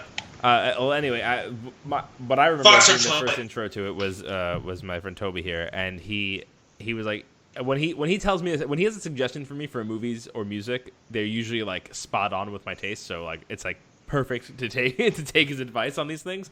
And unfortunately, when I saw it, I'm going to be honest here, it wasn't playing anywhere near me, and I was like dead set on seeing the movie. And it wasn't available yet, so I had someone download it for me. And like I just to quickly touch on pirating here, I will be buying this movie, so I don't feel guilty about these things. I go to the movies a lot. They make certain movies I feel more difficult for me to see than other movies. And I know there's some movies that you've seen that you're like, oh, you should see this, and then like I'll go to see it for the weekend and it's not available near me. And it's like, which is just crazy to me. Well, it's funny because you have two really good movie theaters. Right. Including an AMC. And the movies that I end up seeing that you don't end up seeing, I see it at AMC. Now, the AMC I have has like 37 screens, but It's like 40 minutes from me. The one you have is closer, but also smaller. So I just assume if I can get access to it, you can. You know what I mean? Yeah. So it's really funny. Like, I have two tiny movie theaters in me that don't have access to a lot of these movies, and I don't think to see it necessarily. And then I'll see one of them out. It's like, oh, it's playing over there, and it's like, all right, I'll go make the trip. I just assume you're going to be able to see it because you have better movie theaters close to you than I have that are close to me. See, that's the thing. I'm in this weird spot, right, where we have we have really great movie theaters that'll play, top of the line movies that I'll always be able to see pretty much at any time, like whenever they're around, like they're quick and easy to get to. And they have the indie-ish theaters near me where it's easy to see something like Calling by Your Name or things like that. And for whatever reason, I might have missed the time frame where like this would have been relevant in either of those theaters. Yeah, which is unfortunate kind of cross between. because the week after I watched it, it came out on Prime. Oh. So I could have watched it there, but I had no idea that it was coming out anytime soon. Anyway, the point is, what's really funny about this is I asked my buddy because he's got he's got his ways of getting it. So I asked him like, can you just get this for me, because I'm like, I have access to his stuff and I watched it. So I was like, can you pick this movie up for me when you get a chance? And he was like, sure. Like 30 minutes later, I think he had it, and he goes, I was like, oh great. So I was like, it's a really strange title. I was like, don't look too far into it. And he downloaded it and he got it set up for me, and I watched it with Kim, and we both really enjoyed it. And then the next time I saw him and his wife, she was like, wait, you told him to download that Three Billboards movie, right? I was like, yeah. She goes, that was amazing. and then she was like, my whole family watched it. They loved it. So we spread the word. But anyway, that was just an aside there. But this movie is intense, and it is Yep. It's just I'm like semi speechless because there's so many different aspects of this movie that are so good, and there's obviously a lot of controversy around certain aspects of it, which we'll get into. But overall, you had similar feelings? Yeah. Sorry, I'm trying to look at my notes here because I thought I put it down here, and I guess I didn't, but this is a roller coaster of a movie. Yeah. Like, it's a little exhausting to watch, honestly. I agree. Like, it's so funny because it's a really, really good movie. I want to watch it again. I'm not prepared to watch it again just yet. Yeah, it was kind of, like I said, like the way when I saw Logan, I mean, very different movies, but right. Where it was like, very good movie, I enjoyed it, but heavy. Like, tangibly feel the weight of it on me, and it's like I don't need to necessarily be in that space again so soon. Like, I need time before I want to watch it again. Right. It's just like, this isn't like I'm bored on like Saturday night and I'm going to throw on a movie. Yeah, exactly. Unless it's like Saturday night and I want to continue to be depressed. Like, yeah. Those are two very different Saturday nights. Yeah. But it's like, so we have like this really dark story, and then we have these incredible characters. Like, each individual that's on screen like has like, you want more of them. And maybe I actually have that as a note next to one of the actors or actresses. A question of, was this person in it too much, or was this person in it not enough? Ooh, interesting. I'd like to hear that. So, just for those of you who don't know, I'll just read the quick synopsis for Three Billboards Outside Ebbing, Missouri. So, a mother personally challenges the local authorities to solve her daughter's murder when they fail to catch the culprit. That is the plot. That's it. It is, and also yet it is not. Like, that is, if you don't want to like look into the characters or anything, like, that's the main plot that goes through the whole thing. That's what sparks this whole thing. So this mother, played by Frances McDermott, whose daughter was raped and killed, and it's been a significant amount of time since this thing has happened. It was like 6 or 7 months or something like that. Yeah, and no one's been arrested, no one's been charged with it. And she rents these 3 billboards, and she basically calls out the cops, and specifically at the last billboard, the sheriff, and she's done. She's done. Like, why is this not taken care of yet? Not just calls out the cops, but calls them out in graphic language. Yeah. And it's like she's the character you're supposed to, you're meant to be rooting for, like, throughout, but she's also, she's conflicted in her own ways, and it's just it's a dark overall movie, and it's just a lot of gray all over the place, and then a lot of black. Like, there's a lot of things that are like on like that like they're on either side of the line, and then there's a lot of things that are just really, really bad. There's nothing in the movie that is really, really good. Actually, disagree. Counterpoint. Sorry, maybe Woody Harrelson, but Nope, not him. oh, a part of it. But what were you gonna say? Nope. Red Welby, only person who comes Oh, out sorry. of Yeah. Oh, absolutely correct. I actually have a note here that says orange juice, which we'll get into later when we get to spoilers. Only person who comes out of this movie clean. Very true. Speaking of which, is there anything that you want to touch on before we remove the veil so that we can just talk freely about this film?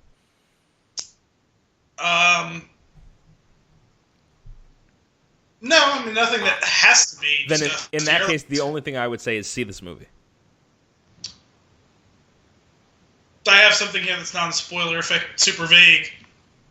The CGI of the deer. Oh my god! What is with the AMC CGI of the deer? No. That was the funny thing. Is my note right here, and I fucking almost yelled when I typed it in my phone. The CGI of this deer, 50 times better than The Walking Dead. But still not good.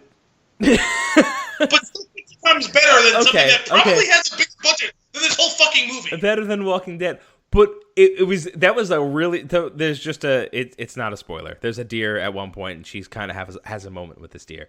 But it is so clearly fake to the point where I'm like, why? Like, just take the shot of a real deer and clip back and forth between the character and the deer. That's all you needed to do. Which is what I've said all the times that I've wanted to put my foot through my TV in rage when I watch The Walking Dead. But the thing is, this CGI wasn't good, and it's still 50 times better than what they do on The Walking Dead. Right. It's so bad that I just... The CGI of the deer in The Walking Dead is enough on its own almost to make me want to stop watching the show, let alone all the other things they get wrong on that show. Right. Oh my god. Anyway, let's remove the veil. From this point on, there will be spoilers for this movie. Would you like to take it from here? Sure. Who's the character you thought that would you guess that I thought was either in it too much or not enough? Peter Dinklage. 100%. Yeah, that was a strange fit.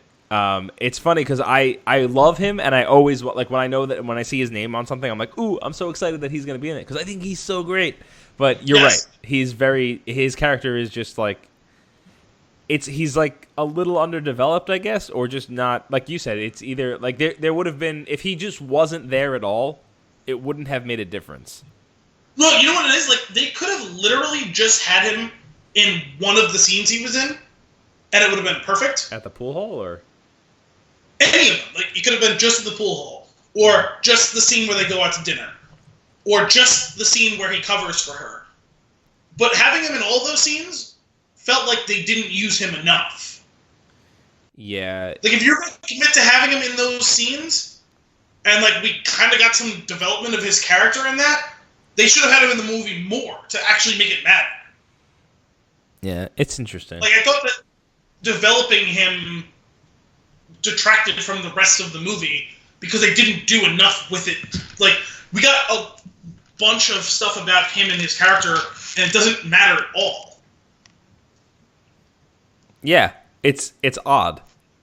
Like, Peter Dinklage was good. I enjoyed him being in the movie, but his character doesn't really fit. He either should have been in it much more or much less than he was. Right. I would agree with that. It was just an odd thing there. I kind of wonder, like, if there's more. The movie's not short, and I kind of wonder if there's more to it that kind of builds on him, that like it kind of just gets cut out from the writing just because it was the least of the necessary plot lines. Maybe I don't know. That's what I'm saying. Like, they were like half pregnant with him. Like, is he in the movie and important, or is he not in the movie and not important? Like, I don't know which one it is. Yeah, very odd. I will say it just frustrated me because it's like because I could see the potential in it, and it doesn't follow through. Yeah, it's strange. There was something with that character every time that he was around that way. I just didn't understand, like. It's what you said. Like it's like he's not enough for too much. I don't know what it was, but or not enough, or it needed to be more. It's weird. Yeah. He's because like he does like you like I understand, like I get him. I understand what's going on with his character, but why, or like where else could it have gone, or like what was the point? There's a lot of things in here that have a point. That's his character. What was the point? Yeah, what was the point of his character? It was very strange. There's one, but Sam Rockwell is going to be, I feel like, a big topic here because I know it ties into a lot of the controversies around the movie. I want to take a lighter. Not just that, but he was just really good in the movie. Right. So I was going to say, let's take the lighter note of this first. See, he's awesome. He is a great actor. I love Sam Rockwell. His best role, though. What is his best role? There's two potentials. It's depending on which direction you want to go. So so then you do know that it's Guy, crewman number 6. Crewman number 6 is his best role. That's one of the two. It's either that or it's Wild Bill in the Green Mile. No, true. You're right. And they're on both sides of the spectrum, like you said. Like, yes. but Guy is the tongue-in-cheek, like snarky answer because it's like it's just so ridiculous. But that's the thing. Funny. I'm not being snarky. Like that. Galaxy Quest is a phenomenal movie. I don't care what you say, and it might be the best bad movie ever.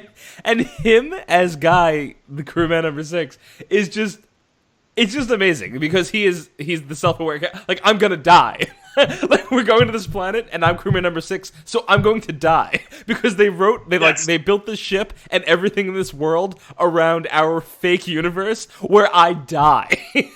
Yes.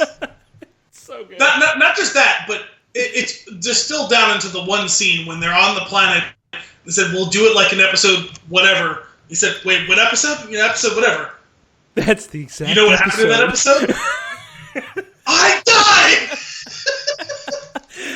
So, there's something that I would like to do going forward with this show. And that is, as we see movies, I would like to pinpoint roles that would have been better with Sam Rockwell. And I have one for you right now. So Rockwell tally. So this is my first example. And not to discredit the guy that plays the role because he actually does a very, very good job. But you're familiar with Die Hard, correct? I'm familiar with it. Okay, you know the douchebag guy that works at the office? Hans Bubby.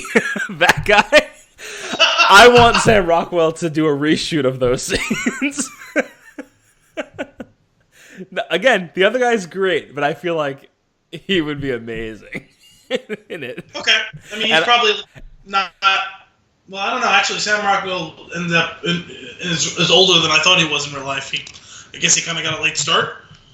So, let's play this game, though, for like at least the next few episodes to see where it goes. Every movie that we review going forward for like a couple of weeks, let's just replace one character with him and discuss. If we can remember to do that. Anyway, that's where he's just incredible. I love when he's on screen. In not just this movie. Like when he's on screen, I'm excited because I know that he's going to deliver. Well, let's talk about if you want to go with the quote unquote lighter stuff, and talking about him includes part of it.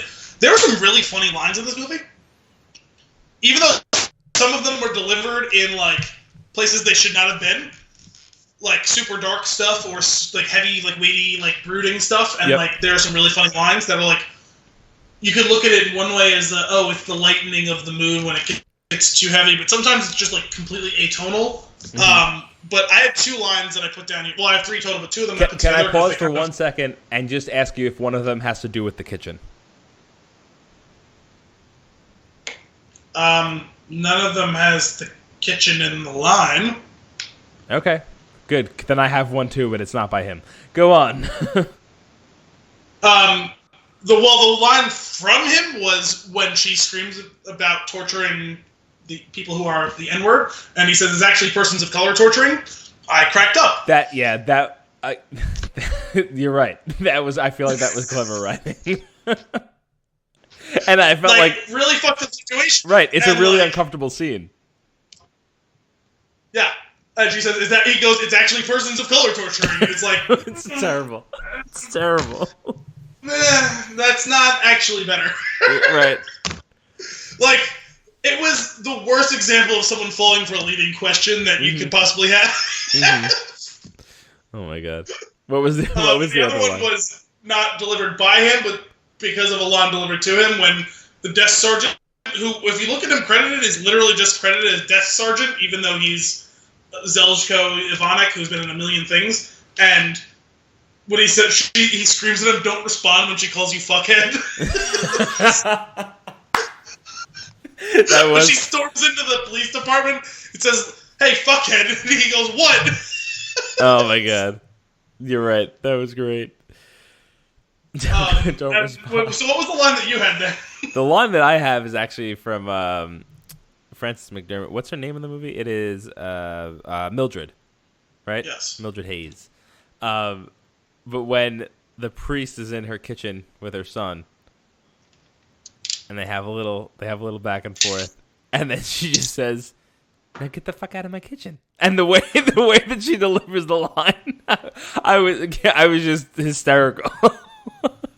See, I thought the line that you were talking about, because it happens in the kitchen, which I didn't have it down, so I'm going to be slightly paraphrasing it, but I also laughed pretty hard when they're doing the flashback scene and the daughter's there, and they're all yelling at each other, and someone throws out the hard C word.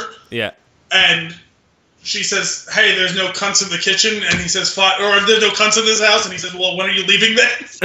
Oh my god, yeah. And you know what's funny though? I feel like that scene's necessary like a necessary setup to a scene that comes later, because otherwise that scene is like even more uncomfortable than it already is. Let's just jump into it. When the kid holds the knife to the dad's throat, when the dad's attacking the mom. Yeah. And like, it is super intense, and then it just de-escalates. Yeah. And I feel like that wasn't in the flashback though. That was a separate scene. It was, but it was after all of that. I'm saying you start to understand the dynamic of this family. Yeah. And then that happens, because if that just happens on its own, even in the context, it's crazy and uncomfortable. But like, if that just happens without any of the other scenes where you know that they're kind of hostile, but in a weird way love each other, it's very odd. Well, that was the thing, is like the original flashback scene that I was talking about. It's funny. Like, there's a bunch of funny stuff in that scene, even though it's so brutal, especially when you know what it leads to. When she says, "I might get raped and killed," and she says, like, "I hope you do," and then she does. It's like, oh my god, like, how this woman hasn't killed herself already, knowing that thing that she said in anger, but also in jest, as 100% what comes to pass. Like, right. I don't know how you live with yourself after that. Yeah, that was that. What I remember, like, as Kim and I were watching the movie, and as that line happens, I go, "Oh no!" like that was it's like actually out loud.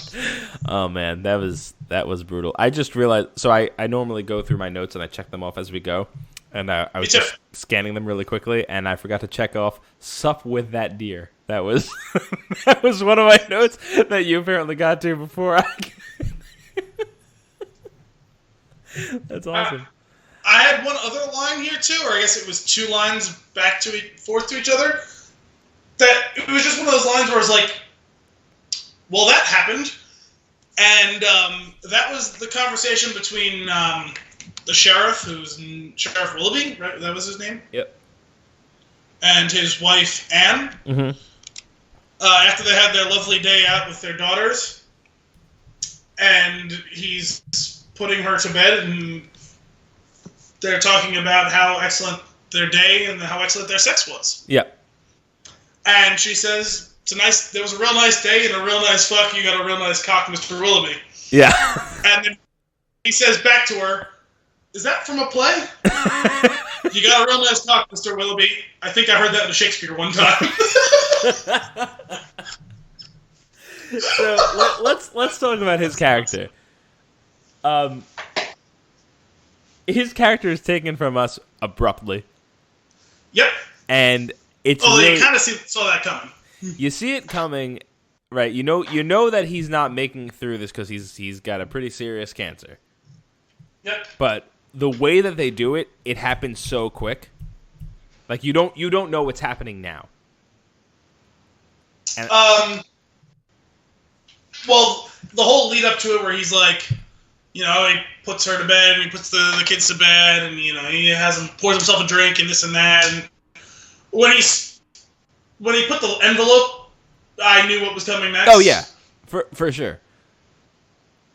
But it still takes a few minutes for it to actually happen there. Yeah, like it's a gasp, right? So he puts the envelope down. You're like, and then he puts the bag on his head, and like another 10 seconds later, and you're like, no, and then it just ends, and you're like, oh. And then they do the voiceover of him reading the letter. I don't know why, but I always like that in TVs and movies. Voiceovers of someone reading things. I do too, but there's something really strange. Like I understand, like you start off the movie wondering, like you're on the side of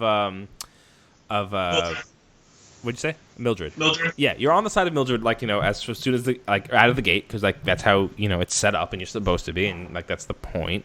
And then you're like, okay, so we're fed the information from this character that we're supposed to be on the side of, that the sheriff has not done his job, right? So they're setting you up to not like him out of the gate, but he grows on you immediately because he's got such charisma as an actor, and he does a really good job of it, and you realize, oh, this guy is not the worst.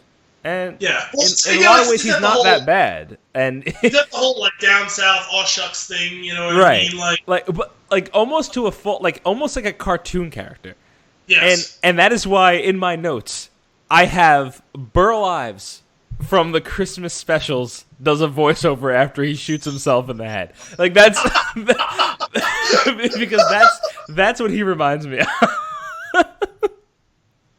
Yes, I could just picture Woody Harrelson singing "Silver and Gold." Oh my god! but seriously though, like it's funny because it's like you almost as he's growing on you, like you know that he's got this illness, and you're like, he's probably the person that could help with all of this and actually figure out the problem, and he's a person that is capable, and they take him out of the, like, nope, there's no room for you in this world of where all of this stuff is going, and he gets taken out of it, and it just makes everything else that much more difficult, and it just anarchy ensues. And it's crazy, and like it's like, okay, like let's like put this guy right up here at the top that kind of ties all this stuff together and keeps the peace. Okay, cool. Now all this crazy stuff is happening, and he's keeping the peace. Now let's just quickly pull him out of it. Yeah. And it throws the whole thing on its head. Yeah, because you do expect him to be more of a presence throughout the story. Right. And like when he's taken away from the story, you're just like, oh. Okay. Like it was almost, it's just like you took him away. And part of it is like, well, I kind of want more Woody Harrelson. Yeah. Here's what I don't want. His wife's accent. What's going on there? Well, I mean, I don't know what you could do without it. I mean, it's Abby Cornish. She's Australian. Like it's. But no, that's fine. But you can fake. The thing is, there's like this weird context thing where it doesn't fit.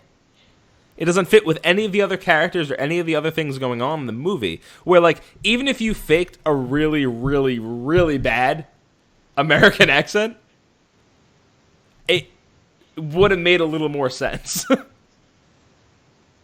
know. I mean, well, I'm actually struggling to remember. Did she have her Australian accent, or was heavy. She just doing a bad? What? Heavy. The accent was heavy. I think they probably just decided it's better to have just to you keep consistently have that accent than inconsistently have a bad accent. It was really funny because like Kim and I were watching it. We're like, what? Like, how did they? And then it's like questions started running through my head. How'd these two meet? And what's going on here? And like, not that can't happen. It's just like it's a weird thing that takes you out of what you're supposed to be focusing on. It's certainly, like, small town in Missouri, it's random to have someone who's Australian, right? But I would say that after watching 72 seasons of The Walking Dead and the variability, of Rick Grimes' accent, I prefer that Rick Grimes unexplainedly have a British accent as an Atlanta sheriff than I would whatever it is that he does. And he's a great actor, but there's just nothing you can do. He's done 100 episodes of the show. Like his accent's not going to be the same because he's got a heavy British accent in real life, and he's doing a heavy Southern accent on the show, and it's bad. Like it's not going to be the same episode to episode. Which is it's funny though because like I don't care as much in that one. Like it doesn't, for whatever reason, that doesn't take me out of the experience as much. No, it used to not bother me. It's starting to bother me now. This one took me out of the experience though, which was just odd to me because I feel like they were trying to set. I understand because it's kind of like Alien, but I just appreciated that it was consistent. All right, that's fair. It's just like this small town where like everybody's. It just seems like everybody's from here. Except you. Yeah. And I would have expected her to deal with more like kind of outsider syndrome, like because she's clearly not from here. Right. And that just wasn't on the table. If that was the case, that might have. And again, maybe the writing of this movie is actually a lot lengthier than what it becomes on screen, and maybe that's another thing that's developed in some way. Well, I would say that the other thing is like, if she. Not that I would want to replace Frances McDormand, but if she had been playing that character, it would have made more sense. Wait, because Mildred's treated like an outsider the whole movie. Uh-huh. If part of the psychology of that was because you're not from here. Interesting. You know, it would have. I'm not saying she would have done a better job playing that role. Just the idea of having an actress who clearly can't do this Southern accent. If you had an Australian woman being that person, like it would play into the psychology of how that's viewed. You know what I mean? That could be the case. But yes, as the sheriff's wife, the guy who's clearly like that guy who's clearly lived here his whole life. Yeah, no, it's weird. It doesn't really make sense. You're right. Yeah, strange. But yeah, Woody taken from us too soon, but on his terms. Yeah. On Burlive's terms. That's not right. Oh man. Frances McDormand though. Wow. McDormand. Wow. Like kills it. Sorry, I just clicked on a link on IMDb to another page on IMDb, and on the sidebar is a picture of Deadpool with like heavenly light shining down upon him, and he's doing like this plank thing on a chair. It's and from there are Flash. Bullets raining down on him. Yeah. And that really distracted me. Yep. I apologize. That's fair. But she, getting back to her though, she is incredible. Like she in this movie, like awesome. Well, why don't we hang on to that because like her character and Sam Rockwell is going to be like two really meaty sections of this. So like, what do you want to skip on to? I don't know. Let's talk about some things that are kind of quick hit things. Like, for instance, Always Sunny. We were talking about it earlier. Mac's mom is in this. Mac's mom. And she's basically playing Mac's mom again, but with more lines. Oh yeah, is that Sam Rockwell's mom. His mom. Yeah. That relationship is creepy. So weird and uncomfortable. Just so uncomfortable. But she was literally playing Mac's mom again. She just had more lines in this movie than she had in the entire show, even though she's been on that show a lot, and she was in this movie barely at all. Yeah.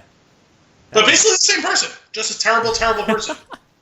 Awful. God awful. And it's like one of those things like this character sucks. Like Sam Rockwell's character. And you're like, oh, and this is his home life. Yep. Got it. This is why you're terrible. Yep. That's spot on. Oh my god. And yeah, they definitely delivered that. Yeah, she has some lines where you just like we're almost to the point where it seems that it makes Dixon cringe when she says it, like to a degree. And I'm just like, I don't want to be here anymore. Like, can we change scenes now? Brutal. What else you got? Now, unfortunately, I saw this movie like 2 months ago. We were supposed to have recorded this a while ago, so I don't 100% remember what the lines were. But I had a note here about there was a recurring thing where Mildred was making fun of her ex-husband's girlfriend, and she just kept making zoo jokes because she worked at the zoo. I have Zoo Girl written down here. I don't remember what the jokes were now. I just know that they were fucking funny.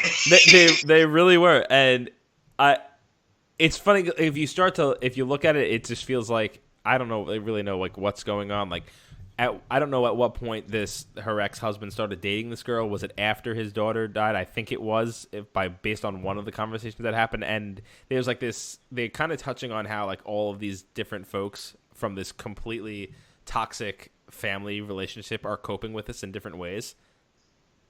Not just that, but you also got the impression that this is just the latest in a line of ditzy young girls that he's dated. Right.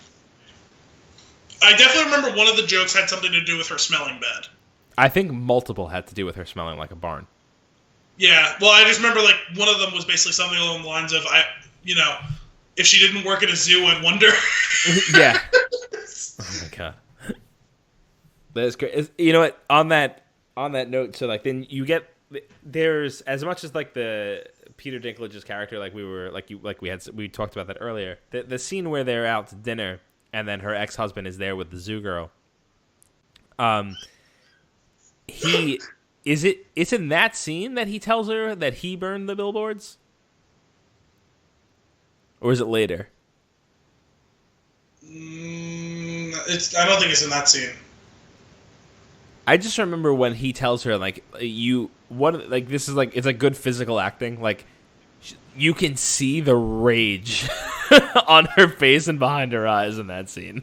I'm gonna be honest, I actually forgot that it was him. Yeah, it was. and then like this is like the nice. Let's actually talk about that for a second. So he's the one that did it, and then like the billboard. But before that, the billboards were paid for another month. And you find out you have no idea. I've got no context of who could possibly have done it. It did not cross my mind in the least that it was the sheriff before. I knew it was him. And when they reveal that, and I was like, and just the chuckle, right? It's basically like it's written. It's him reading the letter, right? Yeah, the and it's like, well, I guess you're gonna have to deal with that, like. Because you can't tell anybody it was me or something, whatever it was that he says. But it's so good. It's like, you know what? I'm going to do you a favor, but at the same time, this is not going to be the best for you. Well, because wasn't he the one who storms into the office and asks why they haven't come down yet? Yeah. He plays off like he has no idea, right? Even though he was the one who paid for it? No, that was, I feel like that was earlier, though. No. There was the original scene, and then someone else goes back and talks to him. He says, "Oh, it's been paid ahead." Oh, wasn't that him? I think it might have been Dixon. Was it? Well, there's that scene too where he throws him out the window. That was intense. Actually, let's talk about that. Yeah. This is the year of Caleb Landry Jones. Yeah, he's been showing up a lot lately. He was in this. Yep. He was in Get Out. Yep. He was in. Yeah, right. Let's talk about that another time. That was... Well, that's the thing is, the couple of things I've seen him in, he's been creepy as shit. He was in American Made. I don't know if you saw that. I did not.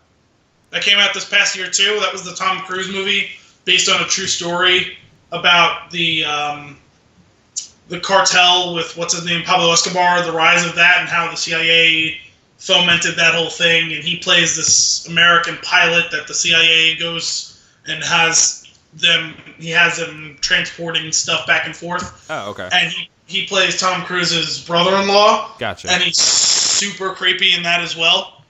And he was super creepy in Get Out. And this he was not creepy in. Still a good performance, but 3 really big things. And he was also in The Florida Project, which I know got some nominations for some things or was expected to get more nominations than it did. Yep. Yeah, Willem Dafoe is up for that. Yes. but I know some people were expecting that it would be nominated for other stuff as well, and it didn't. But yeah, he was in 4 like really big movies this year, as well as like Twin Peaks, is the revival of that. Good for him. Yeah, good for him. He's a pretty good actor, and his character's great in this. Like I kind of enjoy his character. Yeah, no, I did too, because he was. It's funny, he had that whole like sophisticated, maybe the only person in the area who went to a legit like big time college, like like educated, like well spoken. Like you expected him to be on the side of authority, and instead he sticks his middle finger up to the establishment and is like, "Nah, there's some fucked up shit going on, and her money's as good as anyone's. Like we're gonna do this." Like yeah. Well, I you know what it is. All of that is good, right? And all of that, it makes him compelling as a character, and it's great. But there's the one scene, and this is what I was talking about with the orange juice before. The one scene that like it completely establishes it. Like he is the sole good force here. Is when he gives Sam Rockwell the orange juice. Yes. And it's like it hurts. Because you like in a way like you want him to just leave the room, you want him to punch him in the face, you want him to do all of these terrible things, but he gives him orange juice. He could have walked over and said, "Hey, you want this orange juice?" and then dumped it on him, and you would have applauded. Right. But as he gives it to him, you're like, I know that's the good thing to do. It's one of those like, fuck, that was badass. How good of a thing you just did, and I don't know if I could do that. Right. Something as simple as just giving another human being orange juice. Right.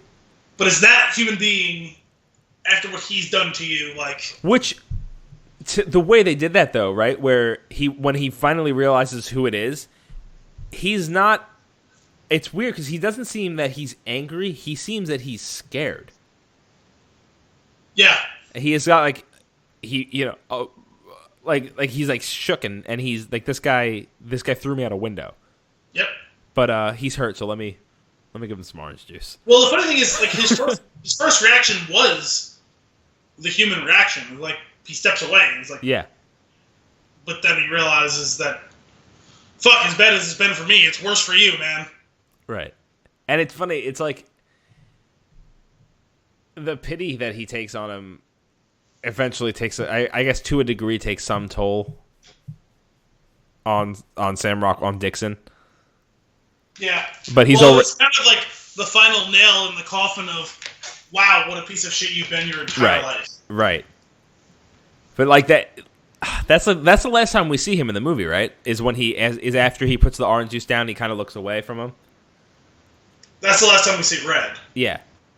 Yeah, I think so. And that's like it's cool because like this character seems good. Oh, is he just trying to make a buck? No, he's kind of good. And then like you get this scene, you're like, let's close the book on this. He's the best.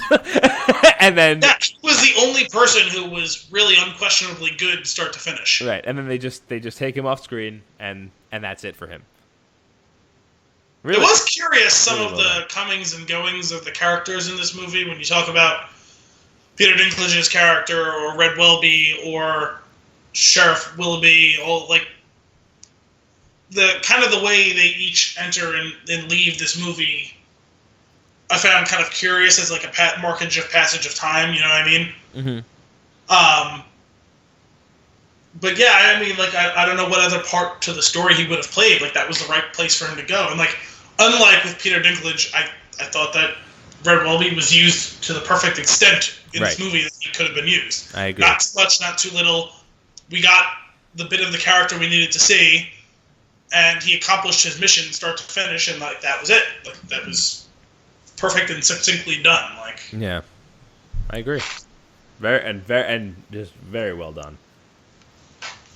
So there are some controversies around this movie, and I want to get your take on that.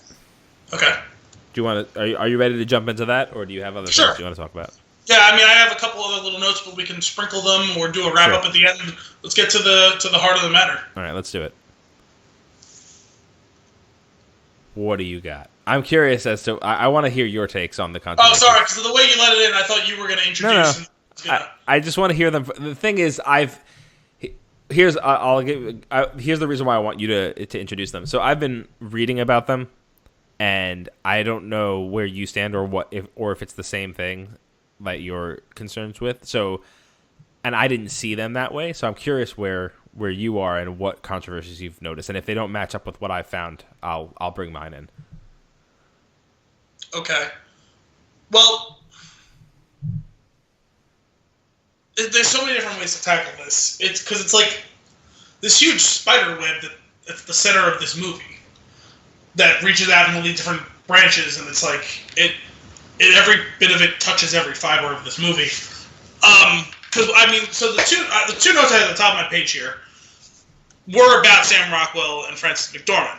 Okay. And Sam Rockwell plays the consummate sleaze in this movie. Like, that's his best role in life. And he played it to a T in this movie. And he's great at playing the character you'd love to hate. Frances McDormand is a freaking force of nature in this movie. And from the beginning, those two are set up as our ends of the spectrum. We're supposed to sympathize with her because she's grieving the worst possible thing that could happen in her life. Sam Rockwell is a violent, racist asshole. Right. We're supposed to hate him. And when the movie ends, we have grown, in spite of our better natures, probably to be rooting for him because he's found redemption to some extent. Whether he's fully redeemed himself, partially, everyone's scale is going to be different. And on the other hand, the person who you would think would be the inalienable person we're rooting for, Mildred, has done some really fucked up things since we've seen her first enter the screen. Mm-hmm. I mean, she firebombed the police station, which no matter how mad she was at what was going on, like, unless she thought that the cop who was in the building was the one who personally raped and killed her daughter, it's really fucking hard to justify lobbing Molotov cocktails at a building on Main Street, especially a building on Main Street that's the police department, especially knowing that there was someone alive inside of the building. Right. So, just setting that table is almost exhausting in its own right, just there. And I don't know if I'm equipped or anyone. I don't know if anyone is equipped to really talk about those things and get it all right. You know what I mean? Sure. I will say, okay, so that makes... I hear what you do. I don't want to just monologue for the next 15 minutes. No. So it's going to be hard to figure out where we want to take a break. Well, this is good. And what parts we want to get into. This is good because the main thing that I've been reading up on and that I've been hearing a lot about is Dixon's redemption.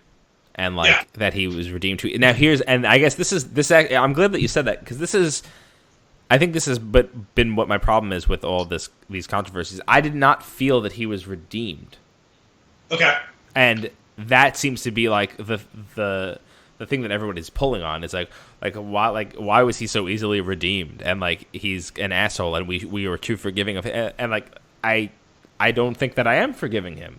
I did not feel that way by the end of the movie. I just went, oh, yeah, oh, good. You finally realized you're an asshole. Yeah, so if that's the way that you perceive this, then insofar as I am qualified to say it, I think you're in the right.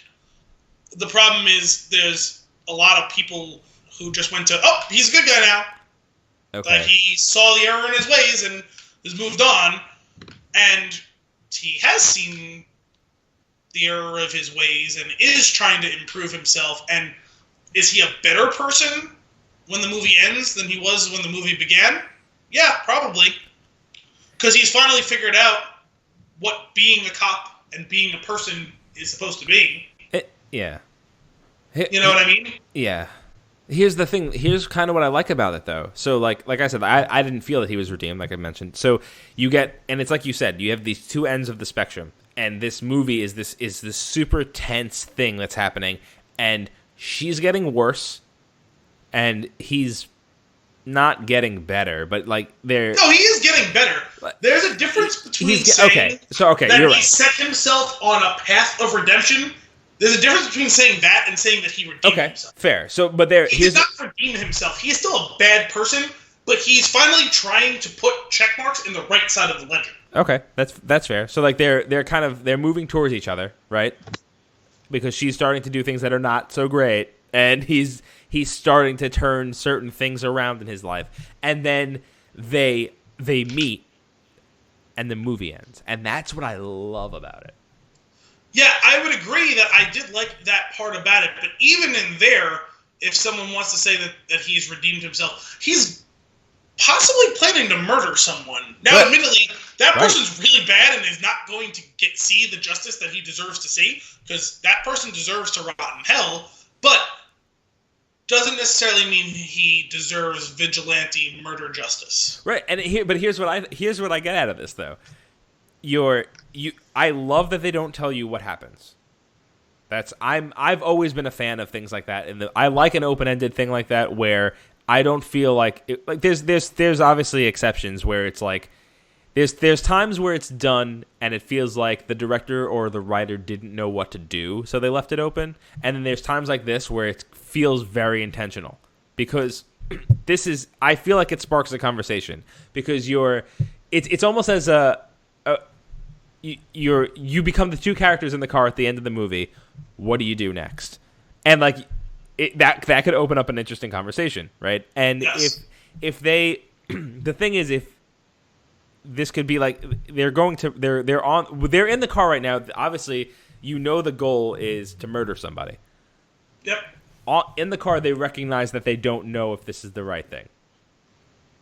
And the credits roll, and it's super intense. And it's like and I guess that's what's really bothering me about this is that there's article after article after article about this controversy of his redemption, and again, I guess we covered that already. Like, I don't feel that he was redeemed, so maybe I'm on the other side of this, which is fine. But it's taking away from something that was really interesting by the end of that movie. Well, there's a couple things to unpack there. You're right in saying that it was intentional, and that part of it is, like you said, to kind of spark conversation as to, well, what would you do in that situation? But it also works, I think, from a structural standpoint where this isn't really a start-to-finish story. Like, this isn't a tradition. Like, the structure of this movie is not a traditional Act 1, Act 2, Act 3. No. It's a snapshot of a period of time in someone's life, or if you want to say a segment that you've sliced out of it, because we're dropped into the middle of what's going on, and we see what happens from there up into another point. That this wasn't a self-contained story. It's very much informed. It's almost like a middle movie in a trilogy. No, yeah, it is informed by what comes before, and right. The things that are going to come next are important as well, but they're not so important for us to understand what's going on, or they're maybe not even the most important thing that's going on. What's important is what has been happening in this period of time. Agreed. But I just want to touch on something there. You hit the nail on the head. It's not like the traditional Act 1, Act 2, Act 3. This whole movie is Act 2. And that's it. And that's cool to me. I like that. We don't need Act 3. Right. That's not the point. Though either the bookends are not the point. It's the middle.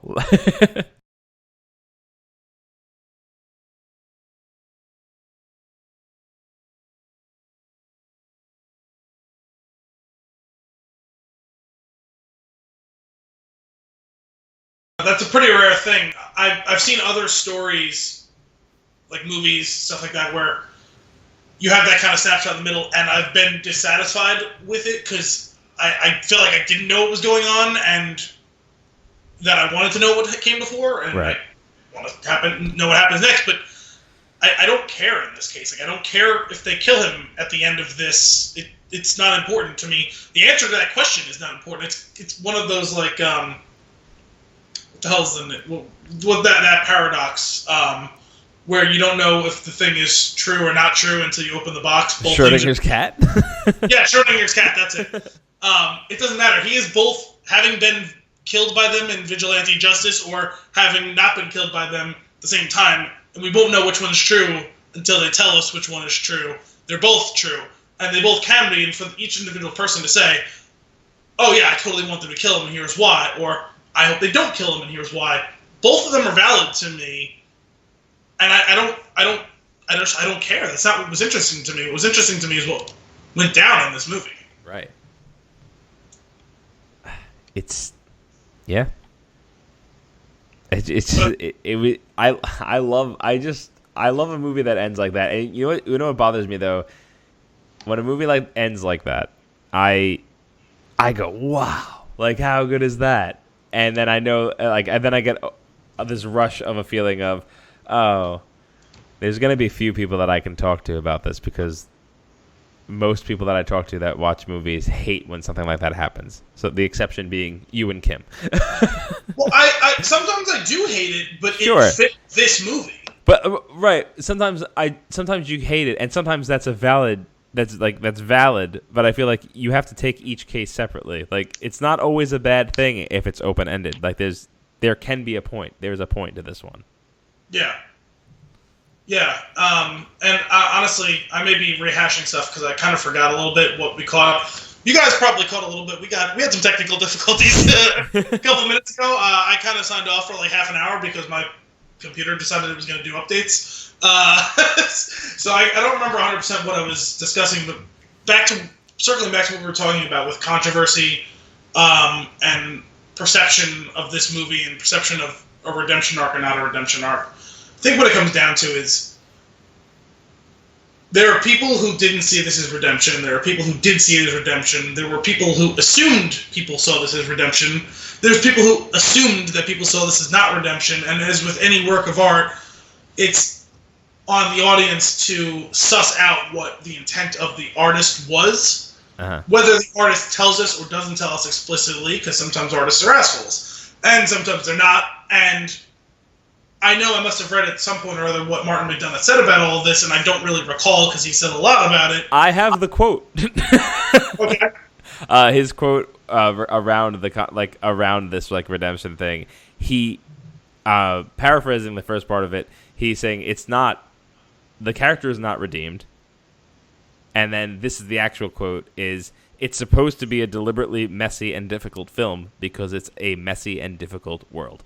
And I love that. And the problem is, we can take him at face value, and I think that's the right way to read this. And I think that's what both of us are saying. Yeah. And a lot of people weren't doing that on both sides of this argument. Sure. Which I can understand, too, because it's complicated. And sometimes when things are complicated, our emotions get in the way of our ability to properly identify these things. Fair. And also, even though he's giving us a quote and telling you what to think, sometimes directors and authors or whatever, they lie. Right. Or they're wrong and they just don't realize what they've done. You know what I mean? They don't realize what the final product looks like, even though they edited it down to what they wanted it to look like or didn't want or whatever, but they see the final product and they can't know all of the things that are going to come out of all of this. But, Han Solo shot first, and then George Lucas later told us he didn't. So, sometimes the author or the artist, they lie to you. And I don't think that's the case here, but some people are going to say, oh, he's just doing that to cover himself because people are getting mad. And I can understand that, too, because we're all cynical now. It's the world we live in. But I can understand that there is controversy here, and I can understand why. And I think it's valid for people to be feeling a certain way. You shouldn't come out of this feeling sunshine and roses. No. You should feel a little different after you've seen this movie than you did before. I agree. You should be mad about the things that they were talking about, or about the way the things went down. You could be mad that the racist cop seems like he's riding off into the sunset, or you can get mad that this woman decides she's going to take justice into her own hands rather than pursue it legally. You can be mad about rape. You can be mad about murder. You can be mad that this movie existed. You can be mad that you saw the movie. I mean, you can be mad at anything and everything in this movie, and you can love anything and everything in this movie. It should have made you feel something, Mm-hmm. I agree. Well, it's so well done. I really, really enjoyed this movie. And it's not perfect. This movie, even though it's very good, it's not perfect. There is some clunky things in this. naturally. Some of this shit in this movie is weird. There's a scene where she gets out of bed and she puts on slippers and she's just talking to the slippers. That was weird. I wanted that scene to end a lot faster than it did. Yeah, and like the scene last, it's funny because I vividly remember that, and I don't have a note about it, but just you bring it up. I have a note about slippers here. And it was like, it probably was about like 10 seconds, but for whatever reason felt like an eternity. Oh, she's crazy now. I get it. And the same thing when she's talking to the deer. Like, that scene probably went on longer than it needed to. Like, there's some weird things in this. There was a few other things, too, that were weird that I'm just not recalling that well. Sure. There's a couple, I'm going to say plot holes, but there's stuff that's just like, that part isn't great writing. But the thing is, there's a lot of other things around it that are great writing, so I mean, no one's perfect. Nothing's perfect. Like, editing happens, too. You know what I mean? Yeah. Yeah, for sure. I mean, the music was a bit much at times. Like, there was times where, like, there was these, like, crescendoing things that are going on, and it's like, dude, tone it down. That is way too intense for, like, someone brooding and looking out the window right now. I don't really recall that. I'll have to go back and watch. It's funny, like, through most of the first part of the movie, I was like, oh, yeah, I kind of dig the music in this. It seems like to be a good fit. But it just kind of, like, spiked high a bit at times. It's just like, this is a little melodramatic now, isn't it? Like, guys, like, we could probably tone it down a little bit. Yeah, I actually don't. It's funny, I don't remember. For whatever reason, the music doesn't stick out to me. I'd have to go back and watch. Yeah, I mean, again, I don't remember because it's been a little while. Like, I don't remember specific times. I just remember a couple times where, like, that just take it back a notch, guys. I feel like we haven't given Frances McDormand enough. Like, we've said, like, oh, she's amazing. We haven't really talked about that specifically. Like, she fucking kills it in this movie. Yeah.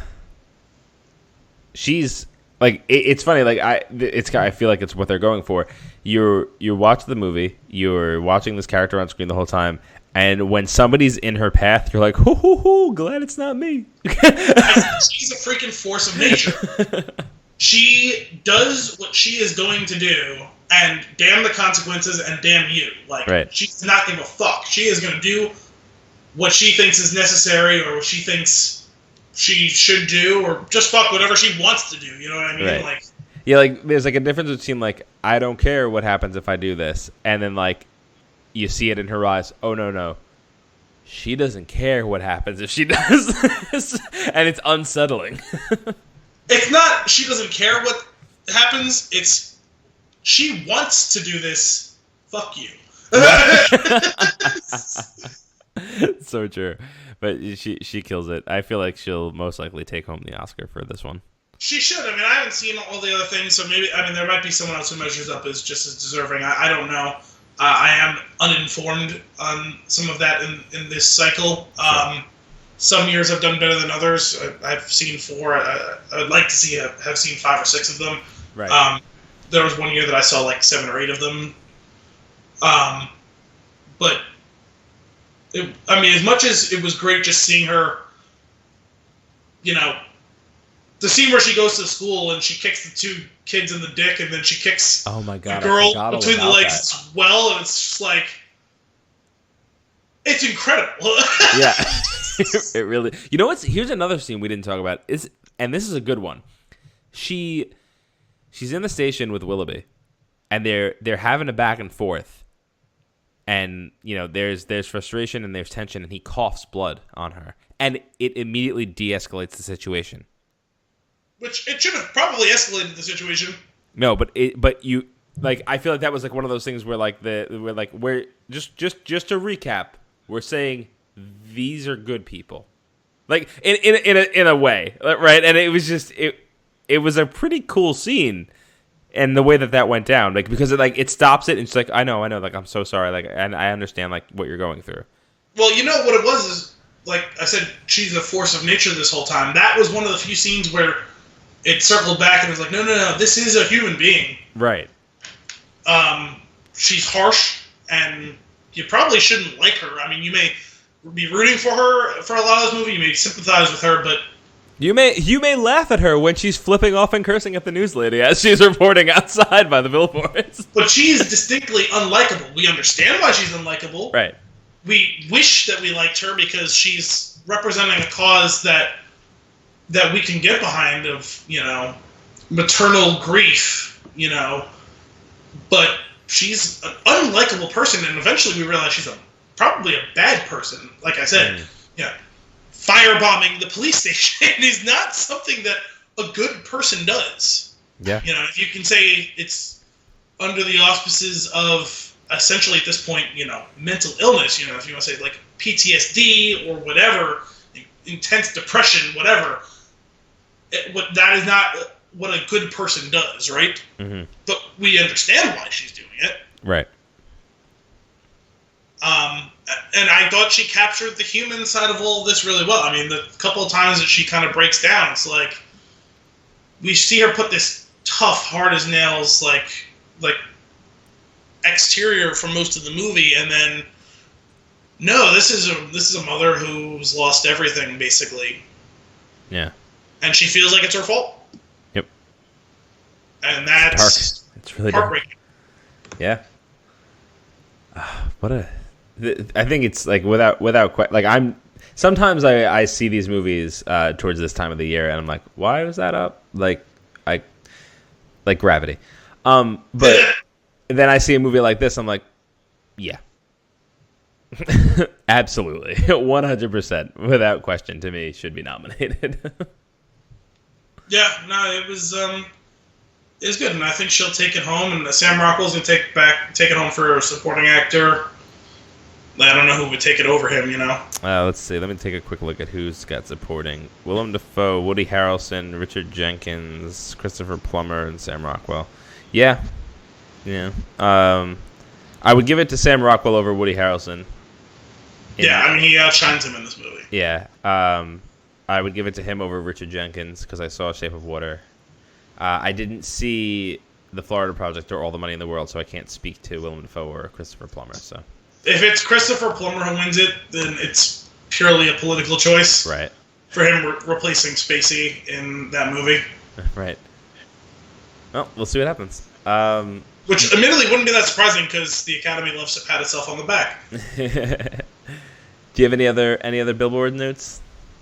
The only other thing I had here was that Dixon discovers that he's a good cop eventually. Like his whole plan with getting the guy to attack him to get, DNA evidence. Yeah. That was good, clever detective work, but that is also central to the, it's kind of an offshoot of what we were talking about with the controversy surrounding his redemption.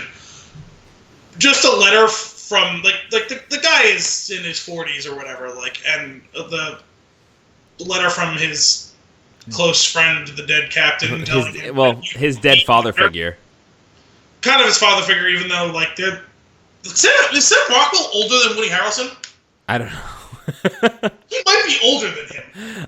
I don't think so. Let me see if I can pull that up while you go on.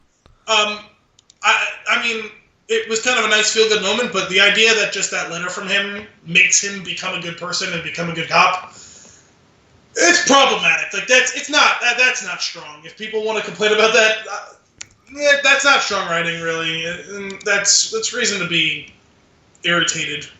Yeah. Woody Harrelson was born in 1961. Sam Rockwell was born in 1968. Oh, Woody Harrelson's a little older than I thought, too. Yeah. Yep. But still, his father figure is 7 years older than me. Right. It's like in Semi-Pro when the Andy Richter character says, about Will Ferrell's character, you've always been a father to me, and he's 1 year older than him. Oh my goodness. Cool. That was a good one. You got anything else?